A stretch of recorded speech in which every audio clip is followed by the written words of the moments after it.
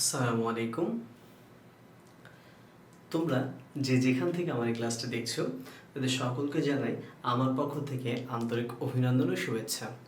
আজকে তোমাদের সাথে একাদশ ও দ্বাদশ শ্রেণীর পদার্থবিজ্ঞান প্রথম পত্রের তৃতীয় অধ্যায় ডায়নামিক্স বা গতিবিদ্যা নিয়ে এটা আমার চতুর্থ ক্লাস। এর পূর্বের ক্লাসে তোমাদের সাথে যেটা আলোচনা করেছিলাম শিখন ফলের ভিত্তিতে অন্তরীকরণ ও যোগাযোগকরণের প্রাথমিক ধারণা। এখান থেকে আমরা পড়িয়েছিলাম দূরত্ব কাকে বলে, সরণ কাকে বলে, বেগ কাকে বলে, সমবেগ কাকে বলে, অসমবেগ কাকে বলে এবং চিত্র, পাশাপাশি ত্বরণ কাকে বলে এবং মন্দন কাকে বলে, এটা একটু চিত্র ছিল। এর পাশাপাশি অভিঘর্ষণের কথা বলেছি। এটা সব যে কয়টি সংজ্ঞার কথা বললাম সবগুলোই ছিল তোমার অন্তরীকরণ ও যোগাযোগকরণের প্রাথমিক ধারণার অংশ। তো চলো আজকে আমরা কি নিয়ে আলোচনা করব। আজকে এটা হচ্ছে চতুর্থ ক্লাস। এই ক্লাসের মাধ্যমে আমরা ঠিক ওই একই রকম যে গতি বর্ণের অন্তরীকরণ ও যোগাযোগকরণের প্রাথমিক ধারণা, সমতরণের ক্ষেত্রে গতি সমীকরণ। খেয়াল করো, তোমার নবম এবং দশম শ্রেণীতে কিন্তু অলরেডি পড়ে এসেছো যে গতির চারটি সমীকরণ আছে। সেখানে তোমরা গতি সমীকরণ পড়েছিলে। এক নম্বর সমীকরণ v = u + at। আমরা এখানে শুধু পড়বো v = v0 এবং এটা ইন্টিগ্রেশন বা যোগাযোগকরণটা কি সে তার মাধ্যমে একটু দেখানোর চেষ্টা করব। বাকি সব একই, কিছু কিছু ভিন্ন আছে। দেখো এখানে চারটি সমীকরণ লিখে রেখেছি। প্রথমটি আছে v = v0 + at। লাস্টেরটা কিন্তু একটু আলাদা সমীকরণ, সেটা আমরা মুখে বলবো। উপরের চারটি দেখো। খ নম্বর হচ্ছে a = v0 + h/2at এবং গ নম্বর হচ্ছে a = v0 + ½ at² বা x = x0 + v0 + ½ at² বা ঘ নম্বর v = v0² + 2as বা v is equal to v0² + 2a x - x0 এবং ও নম্বর, দ্যাট মিন্স 5 নম্বরটা দেখবে st। এটা আমি শেখাবো ছোট করে। এটা দ্বারা সৃজনশীল প্রশ্ন তোমাদের এসেছে পড়বে এবং খুব সহজে ম্যাথ বের করা যায়, মানে ম্যাথটি সমাধান করা যায়। v0 is equal to ½ a 2t - 1। তো প্রথমত এটা বোঝানোর জন্য মানে গতির ধরে নেব এবার সংজ্ঞা। গতি সমীকরণ কাকে বলে? প্রথম কথা একটু দেখো যে গতির সমীকরণ, গতির সমীকরণটা কি? দেখো, সমতরণে গতিশীল কোনো বস্তুর দূরত্ব বা সরণ, বেগ, ত্বরণ ও সময় এর মধ্যে যে সম্পর্ক সূচক সমীকরণ গঠিত হয় বা তৈরি হয় তাকে বলা হয়ে থাকে গতি সমীকরণ। তো আমরা গতি সমীকরণটি প্রথমত প্রমাণ করব একটি অক্ষ বরাবর। অর্থাৎ আমরা যেমন প্রসঙ্গ কাঠামো 3 প্রকার বলেছিলাম, একমাত্রিক প্রসঙ্গ কাঠামো, দ্বিমাত্রিক প্রসঙ্গ কাঠামো, ত্রিমাত্রিক প্রসঙ্গ কাঠামো। ঠিক একমাত্রিক প্রসঙ্গ কাঠামোর ক্ষেত্রে মানে এক্স অক্ষ বরাবর অংশের ক্ষেত্রে আমরা প্রমাণ করার চেষ্টা করব। প্রথম অংশটি আমরা বোঝানোর জন্য একটি মনে করো এক্স অক্ষে একটি বস্তু এ অবস্থানে আছে। ঠিক কিছু সময় পরে বস্তুটি বি অবস্থানে গেল এবং অত্যন্ত ক্ষুদ্র সময় পরে বস্তুটি ধরে নাও সি অবস্থানে গেল। তাহলে দেখো একটা বস্তু এক্স অক্ষ বরাবর অর্থাৎ একমাত্রিক কাঠামো আছে এখানে। এতে বস্তুটি যখন সময় গণনার শুরুতে তার আদি অবস্থান ছিল হচ্ছে x0, আদিবেগ v0, সময় দেখো t = 0 ছিল, সময়টা t = 0 ছিল। তাহলে আমরা এই যে অংশটুকু বললাম যে সময়টা এই অবস্থানে অর্থাৎ সময় গণনার শুরুতে এই অবস্থায় ছিল। তো একটি বস্তু কিন্তু এ সমতলে সে গতিশীল। তো কিছু সময় পরে বস্তুটির শেষ অবস্থান x, তারপরে তার শেষ বেগ v এবং শেষ সময় t এবং অত্যন্ত ক্ষুদ্র সময়ে বস্তুটি c যে অবস্থানে গেল এটা হবে x + del x, v + del v, t + del t। এই যে দেখো আমরা অংশটুকু লিখলাম। অর্থাৎ এ থেকে একটি বস্তু এক নির্দিষ্ট সময় পরে যে x v t হলো এবং c অর্থাৎ ক্ষুদ্রতর সময়ের জন্য x + del x, v + del v, t + del t এইটুকুন কিন্তু আমাদের ঘটে গেল। এখন আমরা গতির প্রথম সূত্রটা প্রমাণ করার জন্য সেটা অ্যাপ্লাই করব। দেখো নাম্বার ক। দেখো প্রথমে লিখব সমতরণে গতিশীল কোন একটি বস্তুর সময় গণনার শুরুতে তার এ অবস্থান আদি অবস্থান x0, আদিবেগ v0 এবং সময় t = 0। এই বস্তুটি এ সমতরণে গতিশীল। কিছু সময় পরে বস্তুটি বি অবস্থানে আসলো যার অবস্থান হলো শেষ অবস্থান হলো x, শেষ বেগ v, শেষ সময় হচ্ছে t এবং অতি ক্ষুদ্র সময়ে পর তার সি অবস্থান হলো x + del x, v + del v এবং t + del t এমনটি। তাহলে এই ক্ষেত্রে ত্বরণের সংজ্ঞা হতে আমরা পাই, দেখো আমরা ওইটুকু তো বাংলায় লিখলাম না, দেখো ত্বরণের সংজ্ঞা হতে পাই কি জানি, দেখো অ্যাক্সেলারেশন ত্বরণ limit del T tends to 0 del V del T. খেয়াল করো এখানে দেওয়া আছে কি a is equal to limit del T tends to 0 del V divide by del T. তো এটাকে তো নিশ্চয়ই এভাবে লেখা যায়, দেখো ডিভি ডিটি, তাই না, যোগাযোগকরণের নিয়ম অনুসারে। তোমরা এগুলো ক্যালকুলাসে পড়েছো, লিমিট মানে সীমা আর কি, লিমিটেশন সীমাটা কি, ডেল টি টেন্ডস টু 0 যখন সময়ের ব্যবধান অত্যন্ত ক্ষুদ্র 0 হবে তখন বেগের পরিবর্তনের হারকে ত্বরণ বলা হয়ে থাকে, যেটাকে তাৎক্ষণিক ত্বরণ তোমরা জানো। তাহলে এটাকে একটু আমরা বজ্রগ্রহণ করব, দেখো DV is equal to A DT, এটা দিলাম 1 নম্বর সমীকরণ। এখন দেখো 1 নাম্বার সমীকরণকে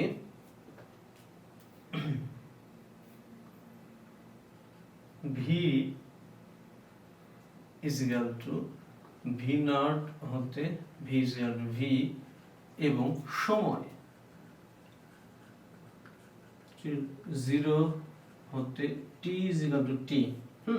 একটু খেয়াল করবা, একটা সমীকরণ এটা তো বেগের পরিবর্তন, তাই না, ক্ষুদ্র। তাহলে বেগটা কি ছিল আমাদের, আদি বেগ ছিল ভি নট এবং শেষ বেগ কি ছিল, ভি ছিল। তাহলে এই জন্য লিখলাম V is equal to V not, শেষ বেগের অবস্থান কি এটা ছিল এবং V is equal to V, এবং সময় প্রথম ছিল টি 0, পরবর্তী ছিল টি, টি ইজ ইকুয়াল টু টি ধরলাম। তুমি সরাসরি লিখতে পারো ভি নট হতে ভি এবং টি থেকে 0 হতে টি, এই সীমার মধ্যে, হ্যাঁ, এই সীমার মধ্যে সমাকলন করে পাই, মানে ইন্টিগ্রেশন। দেখো ইন্টিগ্রেশন ডিভি ভি নট থেকে ভি, এ তো কনস্ট্যান্ট সমতরণ, এর জন্য স্থির, এটা ইন্টিগ্রেশনের বাইরে আসবে, 0 থেকে টি ডিটি। দেখো এই যে ইন্টিগ্রেশন, ইন্টিগ্রেশন মানে সামেশন, সামেশনের এসটাকে, এস এর দুই কান এই যে এরকম এস, সামেশনের অ্যালফাবেটকে দুই কানটাকে টেনে বড় করলে এটা হয়ে যায় এরকম ইন্টিগ্রেশন সাইজ। অর্থাৎ ইন্টিগ্রেশন ডানে যা থাকবে তার ক্ষুদ্র ক্ষুদ্র অংশ সমষ্টির যোগফল বোঝায়। এটা ভেক্টর অধ্যায়ে আলোচনা করেছি, আমার ভেক্টর অধ্যায় ক্লাসে এটা দেওয়া আছে। তো দেখো আমরা এটাই করলে ইন্টিগ্রেশন এবং ডিফারেন্সিয়েশনের ডি কেটে যায়, পরস্পর নাকচ করে দেয় প্রভাবকে, পরে এরকম থার্ড ব্র্যাকেট বসে, এটা হচ্ছে নিম্ন সীমা, উপরে আছে ঊর্ধ্ব সীমা। তাহলে এ এটা হচ্ছে ডি টি হবে, তাহলে এটা 0 থেকে টি হয়, অর্থাৎ ভি মাইনাস ভি নট, অর্থাৎ এই যে সীমা দেখছো ঊর্ধ্ব সীমা নিম্ন সীমা, এটা মাঝের অংশ দ্বারা রূপান্তরিত হয়, অর্থাৎ ভি মাইনাস ভি নট হয়ে গেল ইজ ইকুয়াল টু এ। তাহলে এখানে হবে টি আর টি রূপান্তর হয়ে গেল, মাইনাস 0 থেকে 0 হয়ে যায়। তাহলে আমরা কি পাই, দেখো V is equal to V naught plus এটি, নিশ্চয়ই এটি কোনটা, এটি। তাহলে এইটা হলো কিন্তু আমাদের গতির প্রথম সমীকরণ। দেখো আমরা গতির ফার্স্ট ইকুয়েশন এই পর্যন্ত শেষ করলাম। এই যে বলেছি আমাদের যে শিখন ফলে আছে গতি বর্ণনা অন্তরীকরণ যোগের প্রাথমিক ধারণা, সমতরণের ক্ষেত্রে গতির সমীকরণ, অর্থাৎ এটা ফিক্স থাকবে সমতরণ। এই জন্য আমরা কিন্তু ফার্স্ট একটা ইকুয়েশন পেয়ে গেলাম। এরপরে আমরা সেকেন্ড ইকুয়েশন দেখার চেষ্টা করব, s equal to v naught plus v divide by 2 into t। এটা একটু মুছে নিই আমি। খ নম্বরটা দেখো,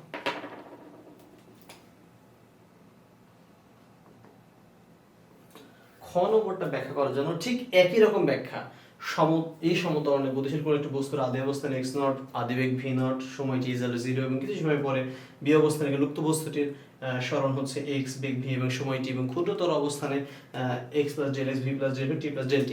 এরকম ক্ষেত্রে কোন একটি গড় বেগের সংজ্ঞা অনুসারে আমরা লিখতে পারি, দেখো গড় বেগের সংজ্ঞা হতে জানি v bar is equal to ঠিক limit del T tends to 0, সরণের পরিবর্তনের হারকেই আমরা জানি বেগ বলে। তাহলে এটাকে আমরা লিখতে পারি dx dt। দেখো তো নিশ্চয়ই লেখা যায় গড় বেগ, এটা ঠিক না, বার হবে। বা দেখো আমরা এটা লিখতে পারি v বার dt, নিশ্চয়ই এটা লিখতে পারি। এখন তো গড় বেগ মানে কি, গড় বেগ হচ্ছে আদি বেগ প্লাস শেষ বেগের সমষ্টি ইনটু 2, এটা আমরা লিখতে পারি, তাই না। দেখো তো এখন এটাকে আমরা একটু কাজ করে নিই, এক্সট্রা কাজ করে নিই। দেখো এটা আবার 1 নম্বর দাও, দেখ একটু 1 নংকে x হতে x এবং 0 থেকে t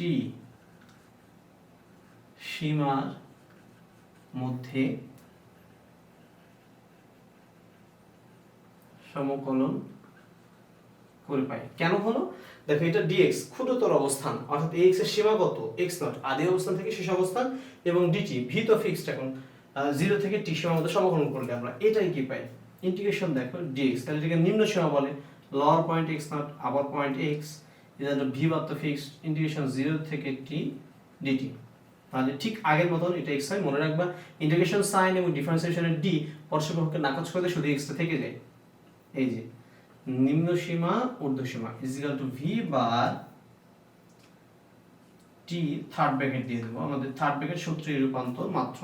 তাহলে দেখো x সূত্রের minus upper limit minus lower limit, তাহলে এখানে হয় x naught is equal to দেখো ভি বার টি মাইনাস 0 বা x minus x naught is equal to V bar টি।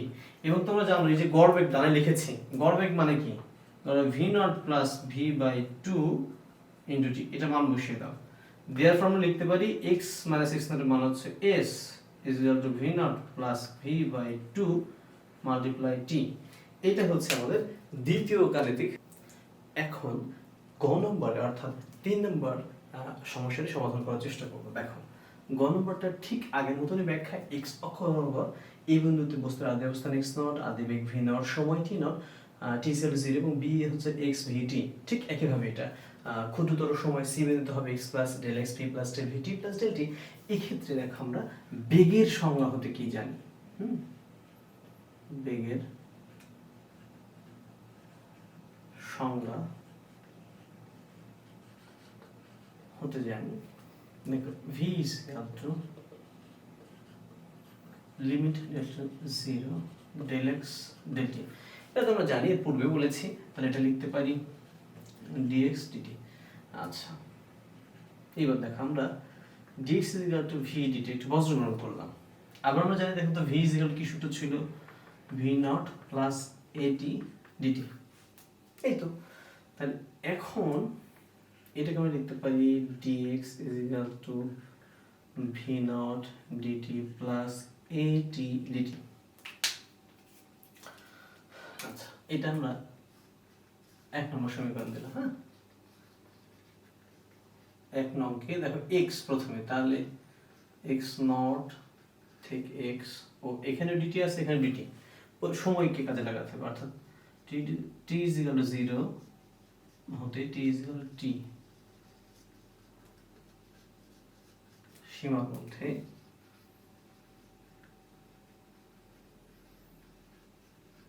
সমকলন করে পাই। তাহলে প্রথমে ইন্টিগ্রেশন ধর dx আছে, তাহলে x নট থেকে x is equal to v not integration e দাও 0 থেকে t প্লাস দেখো এ তো কনস্ট্যান্ট সমতলে গতিশীল, তাহলে এখানে আমি ইন্টিগ্রেশন t dt 0 থেকে t। তাহলে এটাকে লিখতে হবে d আর ইন্টিগ্রেশন কেটে দিলে হয় এটা x নট থেকে x v নট, এখানে থাকবে তোমার t, আগেই বলেছি ঠিক একই নিয়ম, প্লাস এ, এটা হবে এইটা একটু দেখিয়ে দিই। দেখো 1 প্লাস 1 হবে 1 প্লাস 1 থার্ড ব্র্যাকেট 0 থেকে t। এটা কিভাবে করলাম? ইন্টিগ্রেশন একটা সূত্র ছিল, ইন্টিগ্রেশন x এর n dx যদি হয় x দিবার এই যে পাওয়ার আছে x এর পাওয়ার হচ্ছে n, আর n plus 1 divide by n plus 1 এরকম হয়। তাহলে ঠিক এটাই করেছে, t এর পাওয়ার হচ্ছে দেখো এখানে কিছু নেই, মানে 1 আছে, বা t1 plus 1 divide by 1 plus 1। তাহলে এটাকে আমরা এইভাবে লিখতে পারি, দেখো বা আপার limit x minus lower limit x naught, এই ভিতরেরটা এটাতে ট্রান্সফার হবে, এটা প্রথমে এর আগে বলেছি v দেখো t মাইনাস 0 প্লাস নিয়েছে 2 আছে 1 on 2, তাহলে a ডিভাইড বাই 2 থাকে। হ্যাঁ আর এখানে t এর হোল স্কয়ার, তাহলে একবারে বড় দেখো তো t স্কয়ার মাইনাস 0 একবারে করে নিলাম। দেখো 1 on 2 তো সংখ্যা বের হবে থার্ড ব্র্যাকেটের, অর্থাৎ তৃতীয় বন্ধনী বাইরে চলে আসবে, a বাই 2 হবে, আর t1 প্লাস 1 অর্থাৎ t স্কয়ার, তাহলে t স্কয়ার t দ্বারা করো ট্রান্সফার করো, আপার লিমিট মাইনাস 0 এইটা। তাহলে এটাকে আমি লিখতে পারি, এটা হচ্ছে মান s is the v naught t plus then half A T square. এই যে আমাদের সমীকরণ শেষ। আবার যদি এটা এক্স না লিখে এক্স রাখতে এক্স নট বসে দিলে প্লাস হয়ে যেত, ওই যে ডাইরেক্টটা হয়ে যেত আমাদের। চলো আমরা খ নম্বরটা দেখে নিই। সহজ এমনই যেমনটি দেখিয়েছি তোমাদের সবগুলো ইকুয়েশন এমনই, একটু একটু চেঞ্জ আছে।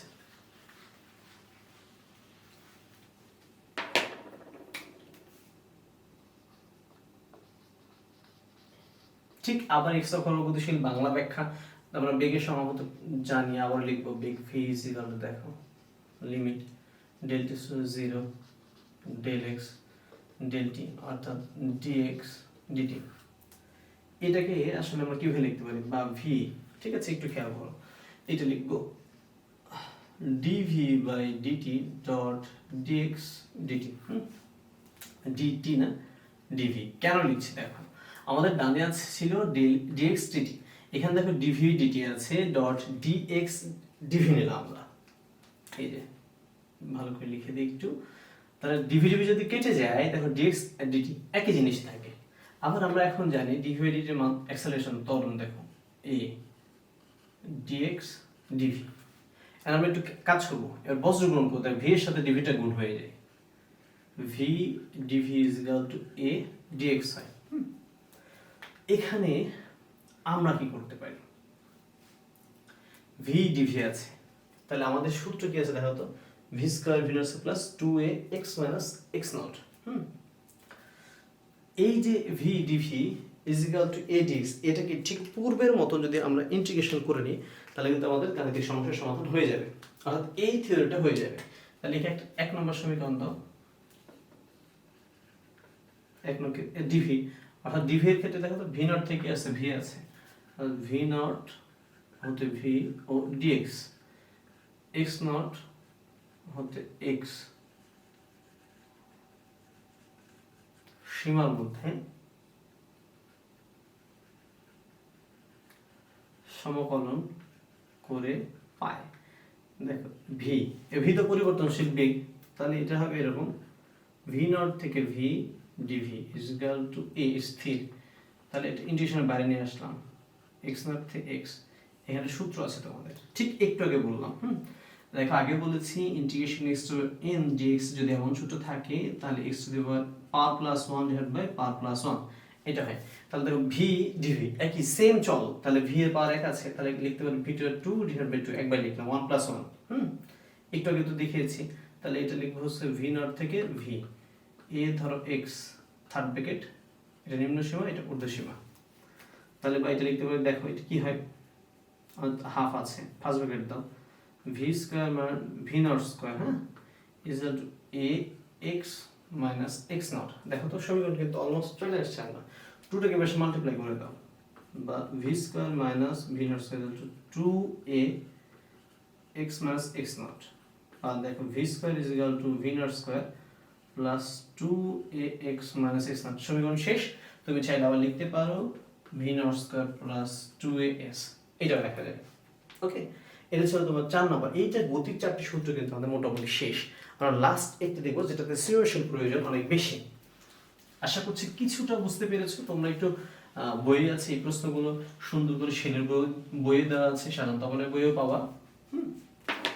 আমরা শেষের দেখো এইটা, আমরা টি-তম সেকেন্ডে প্রশ্ন থাকে যে 5তম 6তম 7তম 8তম 10তম বা 15তম সেকেন্ড অতিক্রম দূরত্ব নির্ণয় করো, এক্ষেত্রে কি হবে আর কি। ধরি টি-তম সেকেন্ডে অতিক্রান্ত দূরত্ব st, টি সেকেন্ডে প্রতি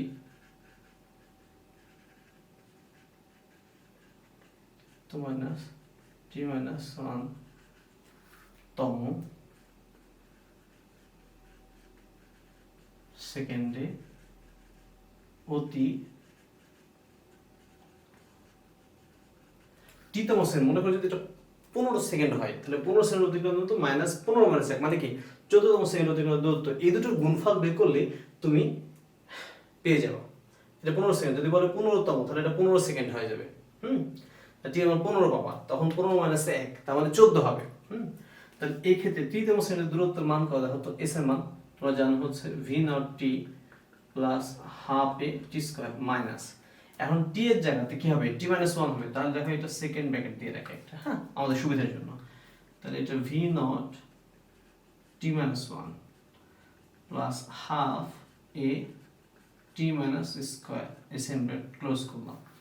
তাহলে এইখানে কিন্তু একটা বিষয় আছে, দেখো আমরা যে ইকুয়েশনটা বললাম এখানে টি মাইনাস 1 কি স্কয়ার করলে কি হয়? টি মাইনাস 1 স্কয়ার এ মাইনাস বি হোল স্কয়ার সূত্র, এ স্কয়ার মাইনাস 2t প্লাস 1, এটা হয়। এটা ভেঙে দিই আমরা, হ্যাঁ, দেখো V naught T plus half A T square minus, আচ্ছা না সেকেন্ড ব্র্যাকেট রেখে দিই, V naught T minus V naught plus half A, আরেকটা লাইন বেশি করছি আমরা, টি স্কয়ার মাইনাস 2t, এই যে সূত্র বসাও, প্লাস 1, এটা আমরা বেশি করি, V naught T plus half A T square minus, এবার গুণ দাও, মাইনাস ভি নট টি, দেখো মাইনাস আর ভি নট টি যদি গুণ দাও, মাইনাস মাইনাসে প্লাস ভি নট, মাইনাস প্লাসে, আর এখানে প্লাস আছে, তাহলে প্লাস প্লাসে প্লাস আর এই মাইনাস গুণ করলে হয় মাইনাস, দেখো হাফ এ টি স্কয়ার, এটা হচ্ছে। এবার ধরো এই যে হাফ এ তাই 2t যদি গুণ করো, খেয়াল করো এই যে দেখো হাফ এ মাল্টিপ্লাই মাইনাস 2t, দেখো 2t কেটে থাকে হচ্ছে 80 মাইনাস 80,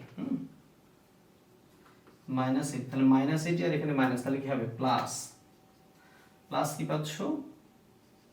80, আবার দেখো প্লাস হাফ এ আর এখানে প্লাস 1, হাফ আর একটা মাইনাস, তাহলে মাইনাস হাফ এ হয়।